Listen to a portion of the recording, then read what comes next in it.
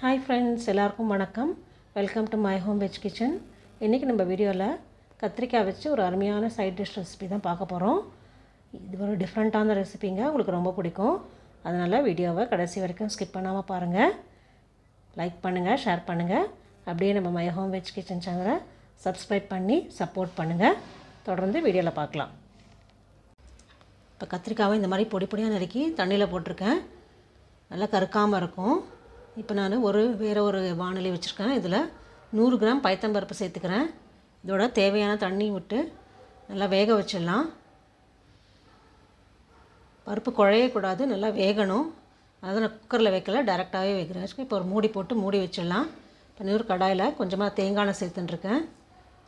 கடுகு நல்லா வெடித்த உடனே ஜீரகம் சேர்த்துக்கலாம். உளுத்தம்பருப்பு, கருவேப்பிலை எல்லாம் நல்லா பொரிஞ்ச உடனே நம்ம நறுக்கி வச்ச கத்திரிக்காயை சேர்த்துக்கலாம். இப்போ இந்த பருப்பு எல்லாத்தையும் நல்லா மிக்ஸ் பண்ணி விட்டுறலாம்.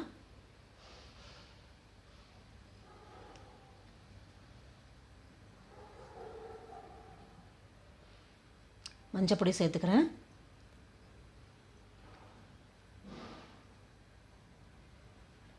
கொஞ்சமாக பெருங்காயம் சேர்த்து நல்லா மிக்ஸ் பண்ணி விட்டுட்டு ஒரு மூடி போட்டு மூடி வச்சிடலாம். கத்திரிக்காய் நல்லா வதங்கட்டும்.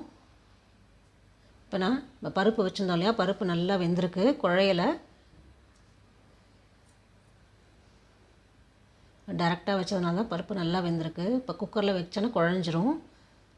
இப்போது அடுப்பு ஆஃப் பண்ணிவிட்டு பச்சை தண்ணி சேர்த்துக்கிறேன். நல்லா ஆறட்டும். இதை நம்ம தனியாக எடுத்து வச்சுக்கலாம். இப்போ நான் இன்னொரு அடுப்பில் கத்திரிக்காய் வச்சுருந்தேன், அதை நான் மாற்றிக்கிறேங்க. இப்போ மூடி திறந்து பார்க்கலாம். கத்திரிக்காய் நல்லா வதங்கியிருக்கு. ஒரு 5 நிமிஷம் கத்திரிக்காய் வச்சேன், நல்லா மூடி வச்சேன், நல்லா வதங்கிடுத்து. இதோட நான் காரத்துக்கு பச்சை மிளகாய் சேர்த்துக்கிறேன்.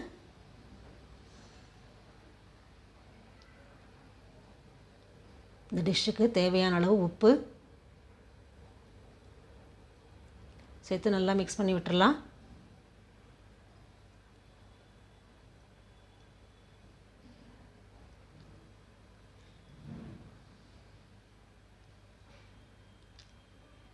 இப்போது நம்ம வெந்த பருப்பை சேர்த்துக்கலாம்.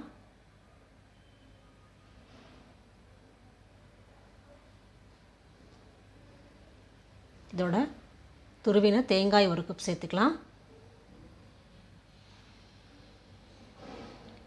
நறுக்கின கொத்தமல்லி, இப்போ கொஞ்சமாக பெருங்காய பவுடர் சேர்த்துக்கிறேன். எல்லாம் நல்லா மிக்ஸ் பண்ணி விட்டுறலாம். கத்திரிக்காய், பருப்பு, தேங்காய் துருவல், கொத்தமல்லி எல்லாம் சேர்ந்து மிக்ஸ் பண்ணி விட்டாச்சு. அருமையான கத்திரிக்காய் பருப்பு உசிலி ரெடி. நீங்களும் ட்ரை பண்ணி பாருங்கள் ஃப்ரெண்ட்ஸ், உங்களுக்கு ரொம்ப பிடிக்கும். யூஸ்வலாக நம்ம கத்திரிக்காய் வச்சு கத்திரிக்காய் ரசவாங்கி பண்ணுவோம், கத்திரிக்காய் காரக்கறி பண்ணுவோம். இதில் டிஃப்ரெண்ட்டான கத்திரிக்காய் பைத்தம்பருப்பு உசிலி ட்ரை பண்ணி பாருங்கள். லைக் பண்ணுங்கள், ஷேர் பண்ணுங்கள். நம்ம மை ஹோம் வெஜ் கிச்சன் சேனலை சப்ஸ்கிரைப் பண்ண மறக்காதீங்க. அடுத்து ஒரு இன்ட்ரெஸ்டிங்கான வீடியோவில் பார்க்கலாம். Thank you friends.